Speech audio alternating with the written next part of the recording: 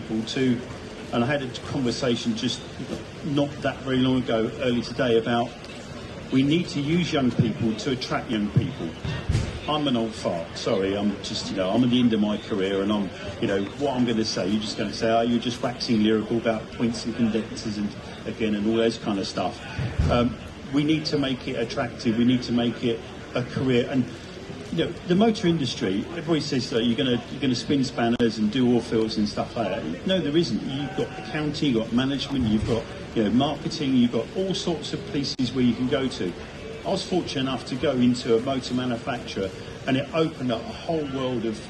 And I'll up you on your Japan things. I used to go to Trinidad and Tobago and California and stuff like that. So I'll take you to Japan, and I'll up you on that one a little bit. And again, like you said, Paul, we all sit on that flight going, right, okay, so it's up to me then, is it? So, and it's my opinion counts. Bit of imposter syndrome type stuff. You pinch yourself and you find yourself there. And it is a difficult nut to crack.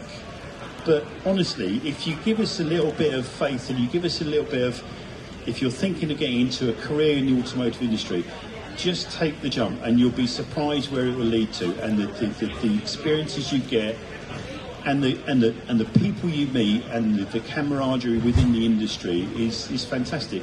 I must admit, it's difficult to get out of it once you're in, because you're in and that's it. But once you get that, the possibilities just open up left, right, and centre. You can get into engineering, you can get into design, you can get into testing, all sorts of things. Even sort of into social media, there's so many different opportunities in the motor trade, not just spinning that oil filter and stuff like this. You can run your own business, and you'd be amazed. If you do the job well, you'll be successful, without any doubt. I'm always a big believer. You put the effort in, people genuinely will reward you for your efforts. So that's where I'd sit, certainly. But it's just one of those ways of attracting it. It's a difficult one a nut to crack, Gavin, I must admit, but yeah. And I think, in my 20, I want to try, it was a nice segue that what Steve was aiming at in the future, and the whole title of the session is Bridging the Education and Skills Industry. And I think,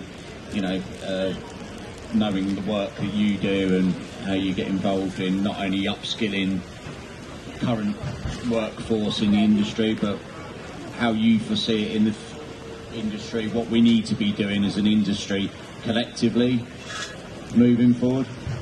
Yeah, it's a question I get asked quite a lot, is how do we get people into this industry, and what attracts those individuals to say, yes, I can, and with Steve and Paul, we've given examples of how a career can develop over a long period of time, and it takes you to the places that, I pinched myself on many a time and thinking that, how did I get here?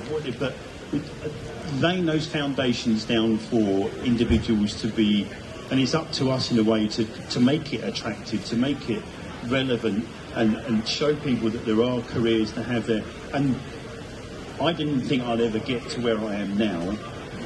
I didn't think, when I started, I didn't even know what career to have. I really didn't have a clue. My father wasn't really going to nurture me in any particular direction.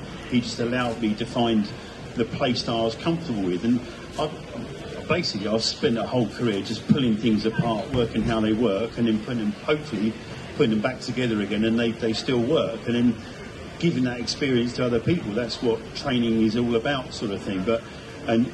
What frustrates on the knowledge, what really frustrates me quite often is we see a lot of people come through our doors, and they say, I'm in the motor trade because people didn't think I was very bright, and I say, no, you're just as bright as anybody else.